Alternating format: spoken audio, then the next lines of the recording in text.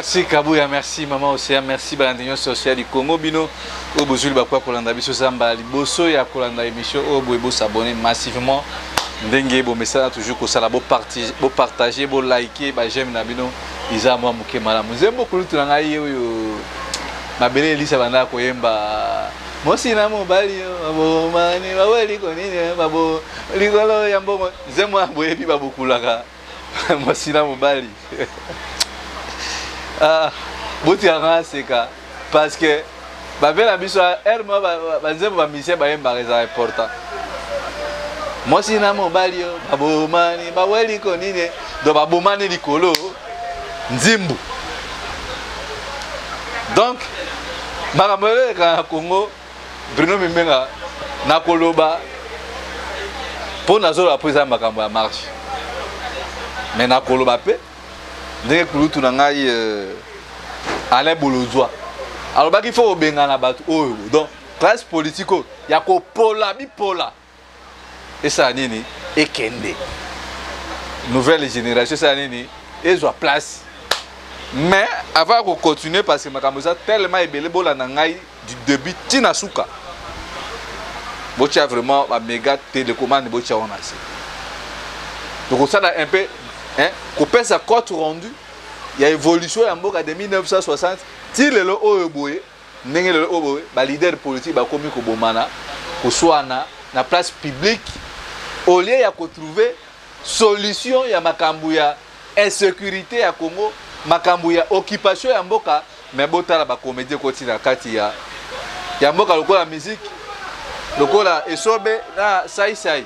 Ba conflit wana to bana au monde ngwe pa ba musicien et pas ba tout monde boye bana bien comme si ba abandonner la société mais lelo boye politique qui ya Congo et comme na ngolo rola ba musicien waze kwa na Kofi Jibe na Wera Falina na Feregola Lobeso na Bercy c'est Léona Bill Kiton donc ndenge politique ya Congo ekomi kutambola ya ba crash ya ba mafinga au lieu ya trouver solution ndenge ni toti ya to former ba bloc ya ba résistant et belé na mboka mais lelo classe politique congolaise pourriture si pourriture. Je ne suis pas vraiment d'avis na makambo zo le kana mboka na biso na ba propos oyo boye bande ko na biso ya IDPS ba lobby ba fingi docteur Denis Mukwege. On peut critiquer docteur Denis Mukwege mais qu'on connaît Kofinga. Donc non seulement bofingi docteur Denis Mukwege mais na ba mama ya batu. Ce que c'est qui par exemple que non mutu moko boy waza na opposition, je ne crois pas que Gulut tango Kofinga ba pareil bo excusez ngai vaginal ya ba mama. Il y a malédiction. Celui qui est Mukwege a se prononcer comme candidat président de la République. Azana droit wana. Mais tant que non Mukwege Moussa na kaka amona ka banzoto ya ba mama. Mais na yebité. Tant que pasteur Gulit okuta na mwasi na wana pesa la malédiction. Est-ce que docteur Denis Mukwege tant opéra ka ba mama na ba viola ka ba na est-ce que ezalaka pona volonté na ye ou be asala ka yango parce que Moussa lotangeli classe yango wana. Mosi na yo ou bien mosi ya basi ya bato IDPS tango bakena ko bota na ba maternité donc ba docteur ba bota ka bangwana mibali baza maudit à un moment donné mboke so et comme donc que les mêmes tomi tout na pourquoi na bota mi congolais ba congolais ba propos ya boye donc pour l'IDPS bozana esengo que no ba maman no bazo violer bango le terme on glisse dans la radio, à réparer la radio, c'est anormal. À un moment donné, c'est irréfléchi. IDPS que vous étiez en opposition. Maintenant qu'on dénonce ma camarade docteur Denis Mukwege, ça la réparation. Docteur Denis Mukwege a bien dit pour le bien candidature en 2023. Moi personnellement, je ne partage pas avis à Bilo Kwanengoana. Il y a un beau monde en entrée de jeunes dans lobby classe politique et ça il faut un nouveau paradigme pour changer façon parce que ce que totali ba miyibi ba yibi mbongo bazo tambola librement kabila zo tonga sans inquiétude na kati ya mboka Chilombo na ba masa na yesu ba grand miyebi ba frapper ba séculaire mombo et puis bande kona biso bazana pona ba ita ba maboko lelo obwe to komona scénario ezo le kana lelo na kati ya lamuka na bisa bino na bo monite bo mona na lobi bo kanga bo ba télécommande bo tshana se système ka ya lugula soit to iniri nga oboyinga soit on dit ma vérité na makambo tozoloba ah mosato azana Congo te bango nyonso ba leader politique tozana bango à un moment donné na osenga meke non na loba isu ma ba leader politique te parce que nga na obunda bitumana nga résistance etake mobundeli ya mboka mercredi tozo préparer makambo ya marche nyonso bozo mona bato bazo le kana télévision bazo loba oyo boy eza distraction eza monde opératoire ya ba Rwandais donc Kabila comprendre alors bien tira bango mbongo babunda pour que non babosa na makambo ya kwa mutu babosa na makambo ya Minembwe babosa na makambo ya Masisi babosa na makambo ya Bunagana babosa na makambo ya marche le 19 ya mwana bomoni ba créer mama na mbutu Kabila achembongo kuna Félix na Moïse Katumbi bazo kanate peuple congolais oh peuple ndenge nini oyo boye ta la distraction ndenge bazwi biso ba gêne tokoki kosala quelque chose biso ba gêne biso bilenge oyo boye ba papa ale bolozo baza ba étoile motate bato na nyonso nde ba perdre crédibilité na ba peuple vous croyez que non en 2023 bato na ba kosala kaka na plaire baza nango ou bien Fayulu ou bien Chilombo ou bien Kabila non peuple aza sous mona mokete to solo lina bandeko biso ba Bruno Mimbenga to bota mate onde ba benga biso ba fa de la rue a rue abota bana te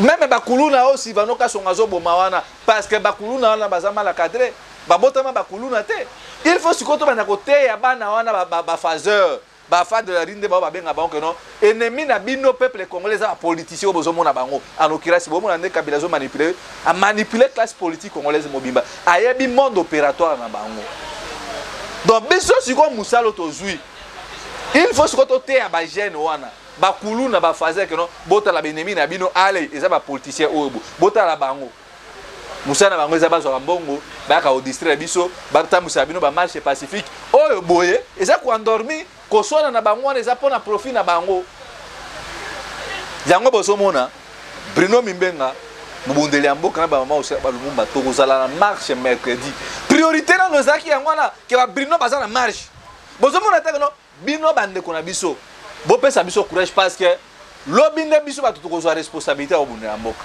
ezala Fayulu ezala Tshisekedi ezala Kabila ba Mozito ba mwana tout déjà bazwi mbongo na vie na bango ba olukanini baza na po bazo sala ngo kaka no peut-être passion mboka mais le lenge bato bazo me mboka eza bongo te lelo oyo beza regrettable la muka etikala kina ba leader mibale tango la muka botamaki Fayulu ayebana kite wana bino bato bozaka pour Fayulu boyina nga mais tozolo bango parce que lelo oyo bo Mozito akomika za bulute Mozito travaille na Kabila oui azana mabena ye azapena malamu na ye Fayulu peut travailler na Kabila na Ecofin parce que tant Fayulu bozo ba que non Fayulu ne mosatu Fayulu akena ko defa mbongo et pas André Kimbuta il a fallu boye yango que le kola yo travailler mais tant ko defa mbongo na moto yo sabe pas Kabila n'est-ce pas que wana pe eza fraude de moko et l'équipe donc fraude de caméra bana fraude intellectuelle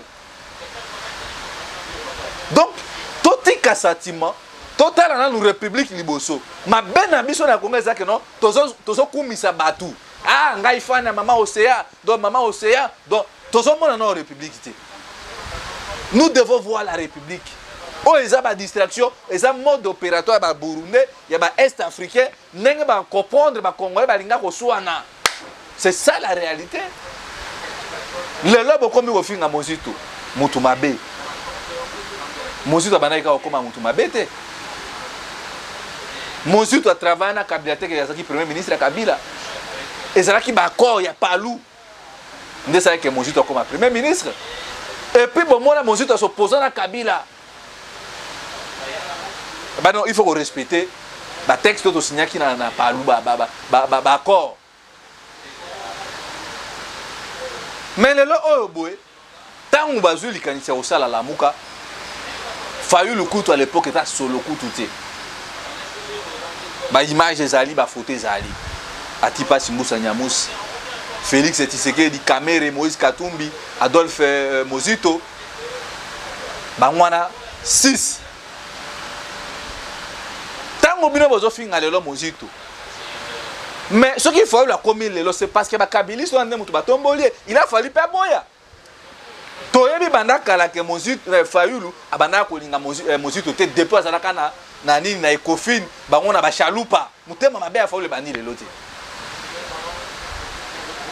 bozo ko ambrouiller biso do réfléchir bato boneli to kobengala bango to zota via le bolojwa to chaye chef de file na biso ale bambrement na bino ye donc nyonso eza nini pona mbongo mosi na mobali o babomani donc pona bino bolingaki Mozito nenge de vos kitoko alobi akoma marche pied na bino donc Mozito kwa travailler na Kabila akoma prisonnier politique ya Fayulu donc même état lelo oyobwe so il faut le zaki mboka alors c'est la pire que Tshisekedi pourtant osa incapable à respecter ma texte à la muka bemba lobango que Mozito Fayulu za mutu mabe donc yoka kande mutu malamu disok na balisanga bonganga ba dynamique de l'opposition ba makamba regroupement nyonso ba Fayulu bisika to azala nyonso be ba aka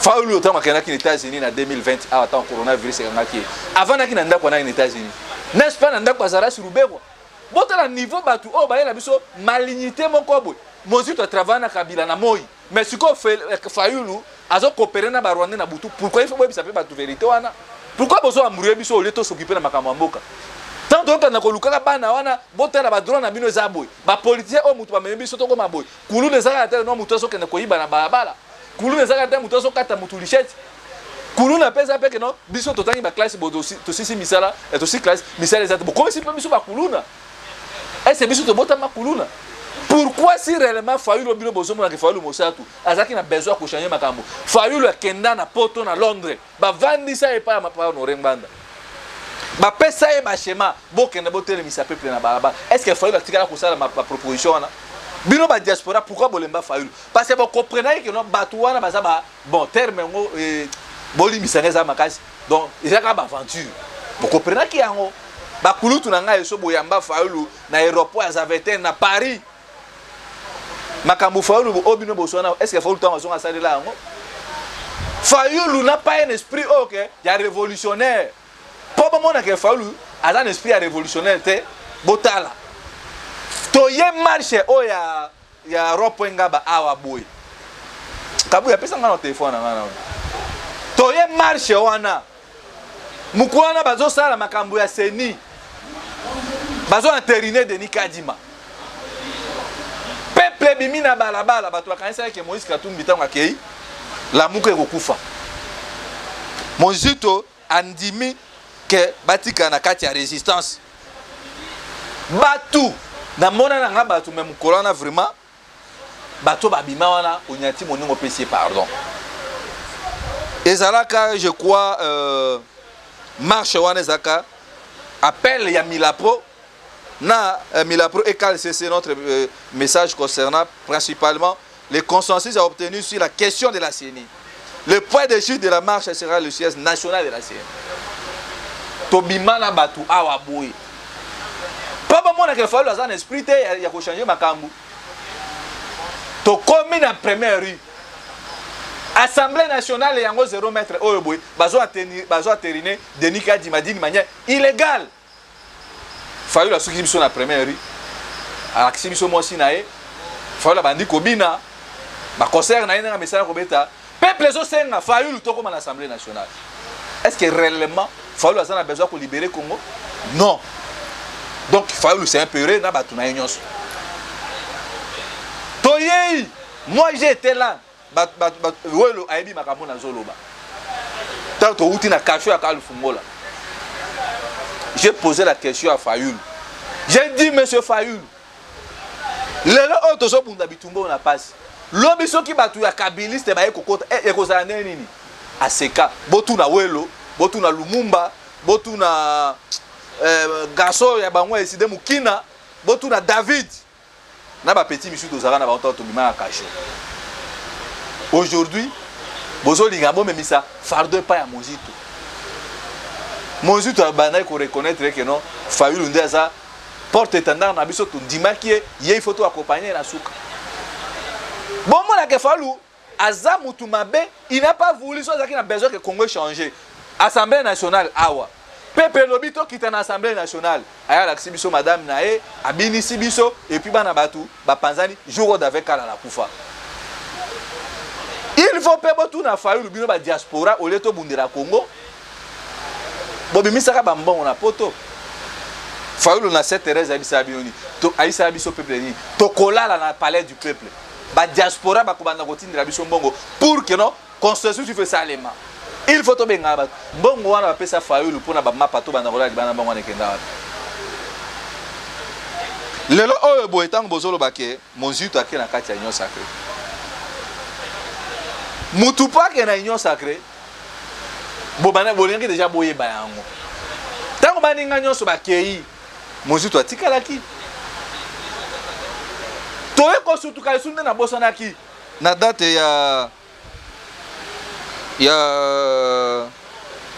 excusez-moi communiqué au Bruxelles. Nous avons convenu de tenir notre marche telle qu'est prévue ce samedi 27 novembre 2021 à partir de 9h du matin. Wana déjà Fayulu la bete kilinginae na hôtel na bango na Faden House le 19 octobre. Tango sali bloc patriotique a bengisi ba kabeliste banani nyonso bae. Na ye na tuna bango. Ngai président Martin. Batu oyo bomo na bango okosanga na biso na bango. Ba dunia kilanga. Na ba mama wana inagosi ya PPRD. To sala marche pour na makambo ya seni na ville. Et reçu la biso mabe. Na kena yebisi excellence. Na bi batu oyo boye. Kosanga na bango bakoboto la biso. Après bako utiliser na biso. Makambo na zolo ba oyo boye. Lumumba zalaka jour yango tokenda marche wana na ville. Ba police kutu ba commencer la biso bakanga bato a PPRD ba et comment likambo na bango. Donc monsieur Fayulu déjà azaki na longueur d'avance ko travailler na bato. Sur vérité place wana o ata bino lelo o boye. Bozolo ba Mozito mutu mabaki na union sacrée. Mozito akina union sacrée te. Ata so okena union sacrée ngo. E koyeba na kaka. E koyeba na kaka.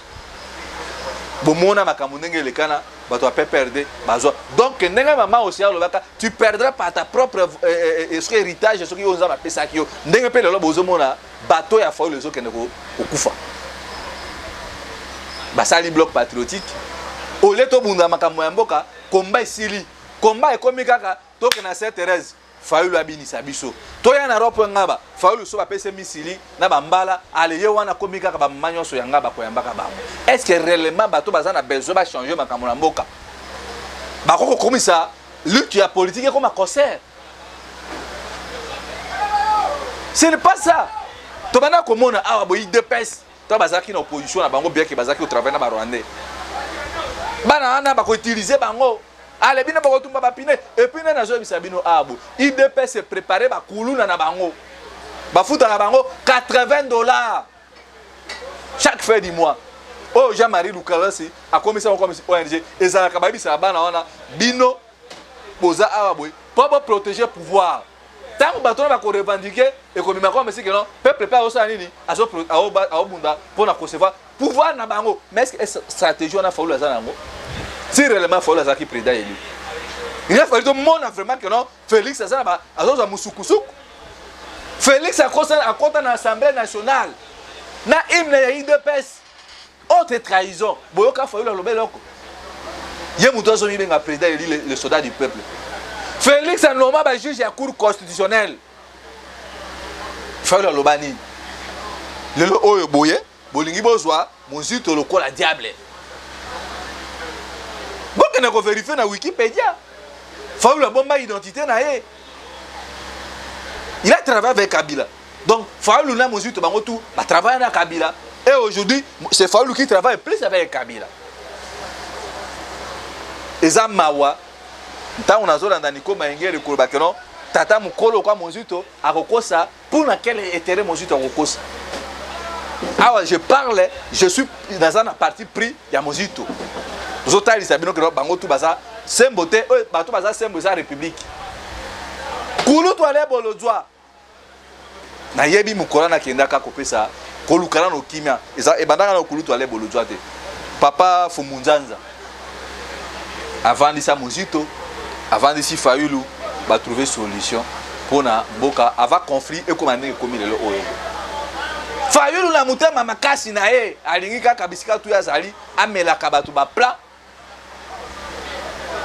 azo traiter Mozito que non nyonso ezalaka c'est moi boka ni sata bino moko réellement bande ko ngata bobike Mozito ngo aboma mboka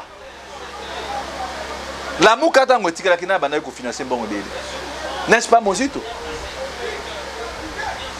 tolo ba makambo bo po comprendre ça que non na nga mabe décider avant ba koma o ba komi le oyo bu siège ezaki na avenue de la Seigneur mais ça espace ya papa de Mochibanda manda kuwana bana kufutela ngo siège ba sombi na avenue de la Seigneur nani mutasombe la Fayulu n'est-ce pas Dolphe Mozito siège o avenue de la Seigneur siège a décidé n'est-ce pas Mozito alongoli bango na kati alobi bovanda abo tozo bunda bitumba ya Congo siège o ya décidé ya Lubumba ya Kisangani nani mutasombe la décidé n'est-ce pas Dolphe Mozito pour Fayulu ke kozwa mbongo et pas ya Kabila $500,000 yango amoni ya komi na mbongo soki Fayulu azaki na besoin mbongo Mozito n'est pas pauvre akopesa Fayulu $500,000 mais acte ya trahison o Fayulu asala biso que non toye tobi to kene na palais du peuple toku ebe bakamba la moko Fayulu a maîtrisé peuple azonga dessus bolinki atoba bakamonyos il a fallu Fayulu aboya que non mbongo zo pesa o so melanga siège o eza mbongo Kabila mais il faut pas boy bango Mozito c'est un fonctionnaire de l'état nyonso tito lo baka makambu o boye eza distraction parce que to lembi déjà na pour tout na ngale bolozo lobi bango tout bakende biso ba jeune tozo espace yango bo na marche ya mercredi tous les jeunes il faut to bima na balabala parce que bunagana yango bo bakangi Fayulu yewana ki na Canada ko rassonner peuple yewana ki aux États-Unis depuis ka conférence yo mutoza na besoin que nos peuple na e ba makambo Fayulu na bino bozo défendre ye ka komi nzambe ya Congo yende muto a ko libérer Congo atie tarif pour compte na conférence $200 o eza ki moyibito eza ki moyibité alors moi na États-Unis ake na Canada ake kuna ko yemba nzembo ya papa na biso oyo Congo est-ce que vous croyez que non mboka eza na ba problème kwa muto eza na ba problème bunagana eza na ba problème Fayulu tabo ke botaba aventure Fayulu osaka libanda et puis awa boy ba epenge na ba mama Chantal Moboni na ba Niko Maengele bazo finga Mozito ke Mozito mutu mabe mais epenge pe bokilo ne pe bala rwandaise non bokilo epenge asa na gouvernement Félix na ministère intérieur pourquoi epenge pe akena na ministère intérieur te il a fallu pas renoncer bon mon la place bazo zo babatu epenge à travers kana Félix bon vérifier en mon ministère intérieur bon quand ta liste combat epenge ezali kuna nous avons tous ces éléments là bon tu ko invalider Mozito on a députation nationale pour la nini pour ndima ki ko za permettre na Fayulu Mozito akota na salon d'honneur ya aéroport te pour nani n'est-ce pas pour na atikala ki na résistance na Fayulu na mboka o bova la logique nyonso qui est Fayulu Fayulu représente quoi ce qui le Fayulu akufi qui représente Fayulu na Mozito fi premier ministre en mboka bolongo na bekivoko so ko sa bino liboma wana bolongo na bekivoko wana Fayulu représente absolument rien à Congo na ministre oyo et puis boye bango Fayulu okomanga président na Congo te na niveau ya mutema mabe ya trahison ba trahir peuple objectif na biso ezaki te que non mboka ezala ba problème ya zui libanda akekolelaka na mboka ba concert kulutu ale bolotande na banda koyebisa bino tangu Fumunzanza avandisi bango basali sambla bango tumi baleke bayokani papa ale bolodwa alongo epa na ye aye avandisi kulutu na ye Adolphe Mozito alobi naza na problème na Fayulu te Fayulu il faut respecter ngai souci ya Mozito ezalaki yango wana a respecter volonté ya peuple mais Fayulu banda ko mona comme musique popularité wana yemnde na 2006 qui représentait Fayulu na mboka c'est ça le vrai problème ba tu peut ba bi makambo te to banda ko ba makambo mke pour comprendre bien que bazo ma biso na ba distraction pour to bunda bitumba ba rwandais te to banda ko expliquer na bino makambo bolozwa longwe pa ya Mozito ake pa ya Fayulu presse penge Nico Maengele, Chatal Moboni, Clément Mouza. Ba Emilia Kouloutou ale bolodwa. Ba boya même ko filmer, ba boya ba image, ba kabula ba kindaka na banani oyo ba Grace Tumba, ba tuna bango bazali. Ba yebi ndanga ba Emilia papa ale bolodwa na Faden House. Pona nini ale bolodwa ba naiko ba Kouloutou tala bitumba toza nango pona boka. Ba tuana ba Emilia ale bolodwa. Nazolo bango ale bolodwa kufite boka na utuna ale bolodwa. Nyon sona ba sala kezaki pona nini. N'est-ce pas pour intérêt mboka? Lokola Mutema a déjà à Fayulu. A moni que lokola Kabila muto apesa ka pouvoir. Yepe akoma ki à tout prix. Akende na peu importe coup du sang. Yepe Kabila commissaire président en 2023. Mais boye ba yango bazo utiliser kaka popularité à Fayulu et puis bo mona. Ba musicien nyoso bazaki pa ya wera. O ba finga ka wera. Ba Bill Clinton to ba lunga à maison mère. Est-ce que ba Bill Clinton ba succès na ba continue? Il continue à te. Ba musicien o ba longwa na banenga mabe. Histoire ba kosa histoire te a. Boko changer ka histoire na mboka ote. Donc il faut leur vendre la conscience et la lutte pour na mbongo. Et puis nga na zo bisabino awabo. Faut leur cause un meeting le 26 octobre na Paris. Mais na ba source na zo na bato tout sona bona poto. Faut babi maire à Paris annuler meeting wa. Il a reçu $300,000 bato FCC. Yango na bo mona ka bepenge bazo tambola ka ba sensibiliser bato na bango pour que ebima ke wa imile muzitu tangu fola kozonga aya banaka obinisa ka bana batu e koso et puis eloko moko te solution mwana na mboka ala kreno boto na fola za na bato mais bato na bazo utiliser ka Fayulu et puis ba ko repousser ye Fayulu aye bango yo fingi Kabila et puis Kabila ye oye pa na ye peka ka bongo atiki yo. Vous ne connaissez pas les Tutsi? Ba Tutsi baza okof sale mabe 5 ans avant. Mais il y a des ils ont reçu $300,000. Garçon de course à Fayulu. C'est presque peng na Nico Maengele. Et peng à Zombon wana pipo so maji poza na wana. Ce sont des questions que nous devons nous poser. Mais le lobo comme si Muzito Mutumabe, Muzito akena union sacrée, et Muzito po bala muluba. Oui certes. Biso zaba congolais. Muzito abala muluba. Bemba abala muluba. Matungulu mosi na zapi congolaise. Yangwana bomona ke même Bible bino bato botanga Bible. Botanga Proverbe 10. Ce qui verset 4 sur 5. Même Bible il est interdit à kobala mosi ya mopaya.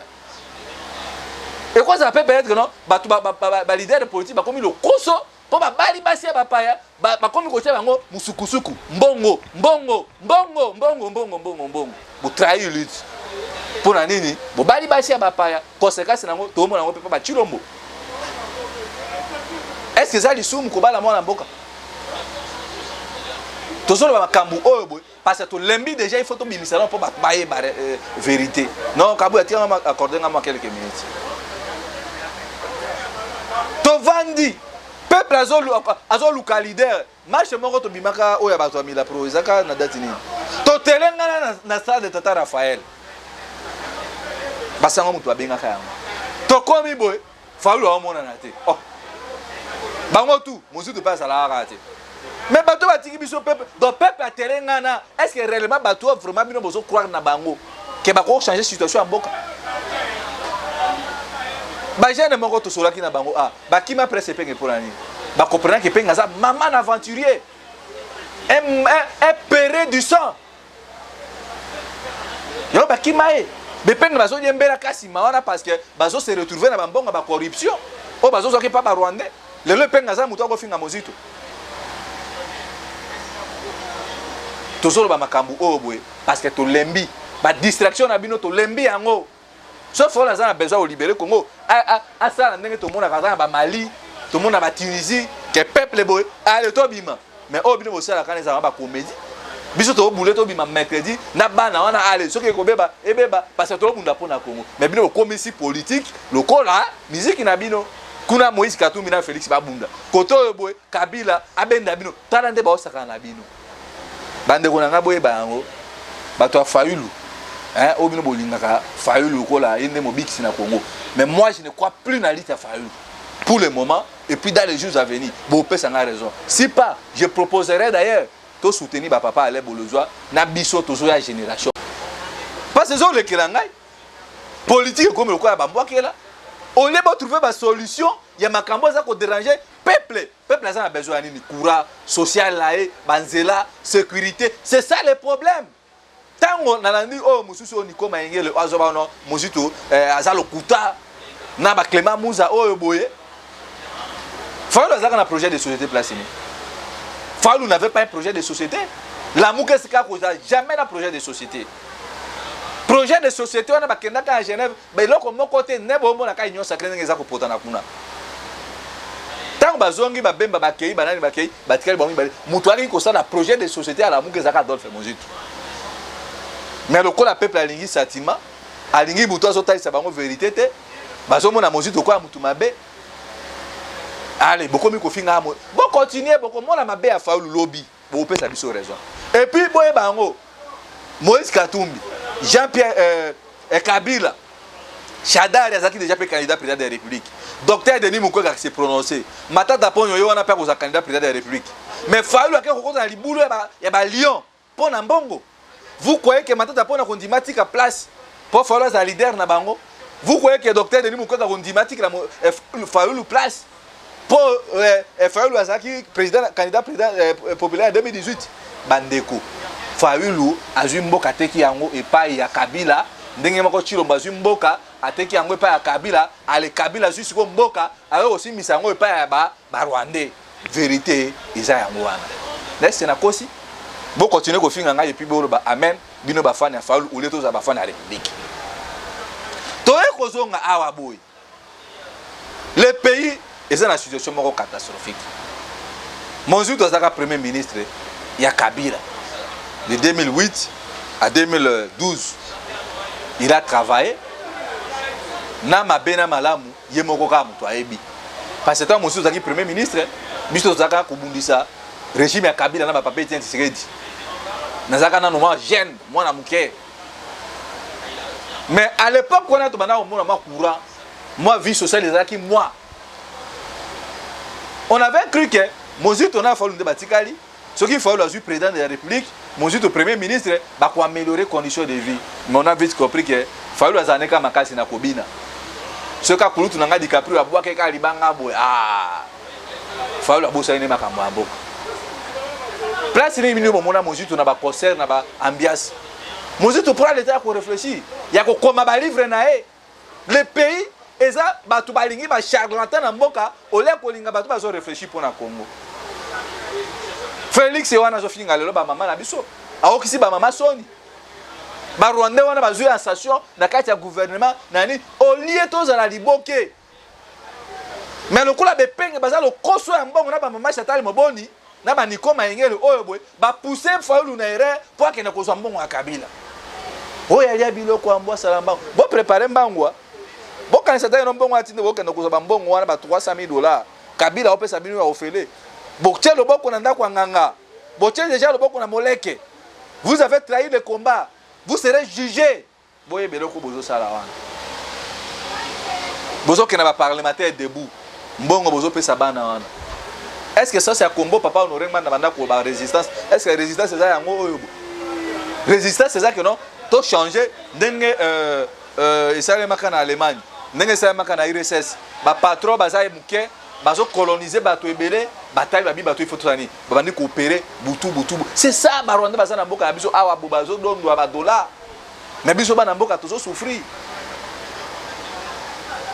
soki ke faut lazaki mutu akoyoka conseil alinga yoka conseil ya ba diaspora ya ba papa honoré nganda bozo ngaboke ne bosala Fayulu ka mabina Fayulu ka ba conseil tokende boy ye wana na lisanga bonga donc bande ko na bosa pe ko lisabino précision moko la muka o tinde bomo nango oyo boye Fayulu déjà contact na Kabila ezala ki boye Fayulu abisi Mozitu il faut to fungola président mo la muka na kata président mo la muka on a vraiment atabino ah zaminga moko ezala ba comédien tozala ba comédien na mboka okabuya tika batu ba vérité balobi ba fungola président mo la muka ba kotisa epenge pa ko ma président la katia.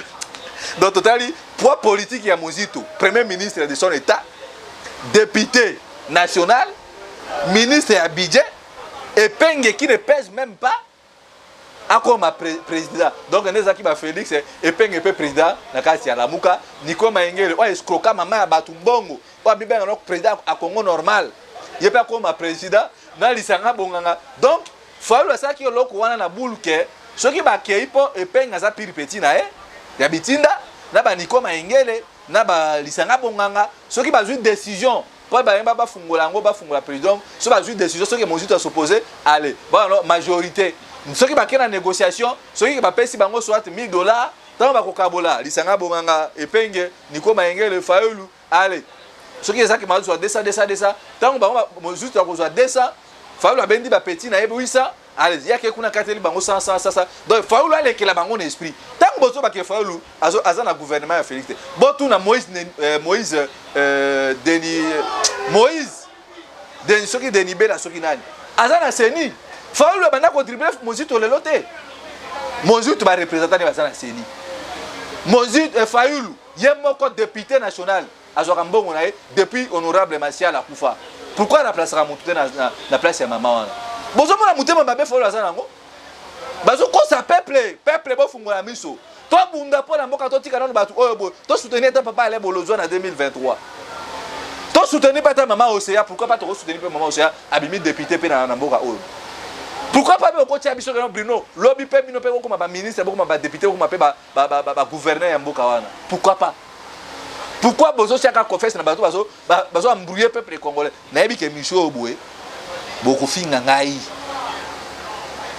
boko lobo boza na ngo besoin mais boye bana la vérité donc tant Mozito atali politique ya magui o Fayulu azana ngo Mozito aboyi alobi conditions za kasi boyi lokola be Epenge ba kokota na président mo Lamuka ba président ba coordonnateur ba na kapeko tia pe mbongo ya activité ya Lamuka soki eza ke noto tia $30,000 Epenge pe bimisa $30,000 Nico Maengelo escroka mama ya batu mbongo $500 pour ça le konaye wana soki Congo anormal soki nini acha après $10,000 place bloquer likambu yango wana ndo mona ba conflit et ko matile lo oyebwe ndenge bazali wana donc bande ko na ngai soki to lobby makambu oyebwe parce que to lembi peuple congolais bande ko na biso bakuluna ba shege ba mama ya wenze batu ba komisi biso ba keto ko na condition oyebwe eza catégorie ya ba Fayulu ya ba Félix ya ba Kabila donc ezaki indépendamment de la volonté na biso donc ba ennemi na biso peuple congolais eza ba acteur politique congolais bon longwa na bino espoir bon tia peut-être espoir na ba Lebolojwa ba Bruno ba Lumumba ba mama Océa bona banani bisusu Kabuya yebi ba to bisusu peut-être na ba Kabuya ba Moïse nani mosusu na bosani baza ebele bandeko ba munda pe na ba koina bango mais soki ka to cheka confesse na batu oh vous allez voir élection ça le Maroc na 2023 Fayulu akolela na monoko mboka alors bandeko na ngai ba congolais soki to lobi makambo oyo boye to talisi bino ndenge mboka ezokena ba acteur politique congolais baza na besoin ko libérer mboka na biso te baza wana bango tout au service ya ba Rwandais na ndena lobi ya moko za bosatu mais ma BO Fayulu asali peuple congolais ko trahir lutte avec ko s'associer na Kabila bon akena a été pour azaka déjà pena Kabila depuis 2006 mais boye ba soki biso to libérer mboka oh ezala Fayulu ezala Tshisekedi Chilombo na bino bato ba ofinganga bato boko zala juger pour na acte de trahison ngana bino to suki awa boye na yebi ka prémission oh boye na koza ba pele ya menace na koza pele ya mafinga mais vérité na yebi bino bande kwa diaspora to soutenir ata papa ale bolozwa bo soutenir ata Bruno Mimbenga ata mama Océan bo mona changement na mboka oh et puis bo mona ba action Félix Aokima mboka oh o nyonso bozo landa ba réseaux sociaux na ba ezaka ka distraction po Chilombo tanga ezo ke na avantage ya Chilombo bazo kotisa ba Rwandais ezo ke na avantage na bango menga na sengi na bino ba Congolais bo tomber na distraction ya Fayulu te timo kwa mosu boko yo kanda ke na poto wana Fayulu kozonga na ba drum na ba instrument pa ba nobeta na biso concert isa mawa na classe politique pourri mon côté ça va na kati union sacrée na ya opposition iloko ngalonga ezate donc c'est l'espoir escali pas na biso peuple congolais le lobo supporter mission oh bo partager yango bo kata pe ba morceau bo partager yango so mondi so azaki mutu mabe Fayulu lenga boya mutu ko ba sombela ka epa Mozito 150 000 $. Alingaka boya Jeep wana. Alingaka bano zo siège mbongo wana osala ngo zo siège na.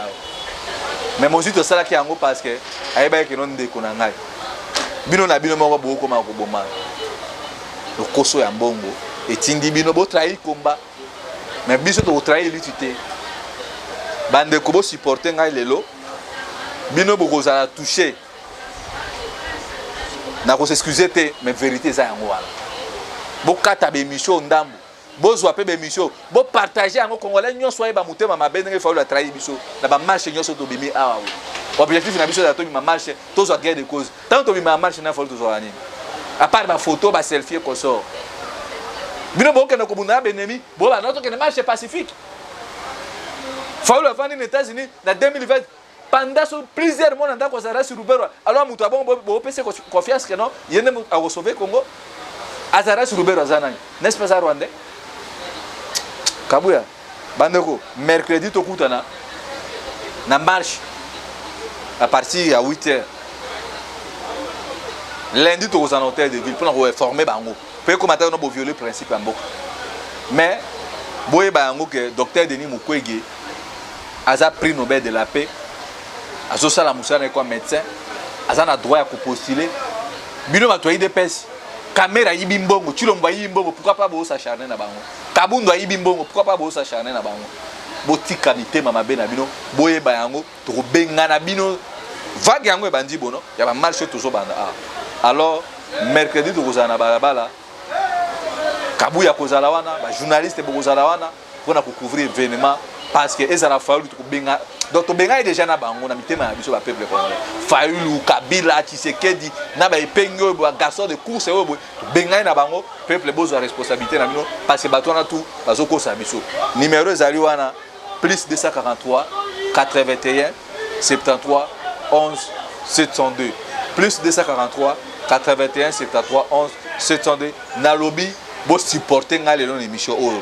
Mais bo partager yango congolais nyonso ayeba trahison ya Fayulu na oazosa na kati ya mboka na biso matondo kulutu na ngawa ya mbobaka mbolobaka na ndimi yango komanda eso boza ebele makambo banda koloba pona Fayulu lelo na ndimi ke fola za traître ya république ngana bino tokutani na ba manifestation oyo za liboso na biso matondo.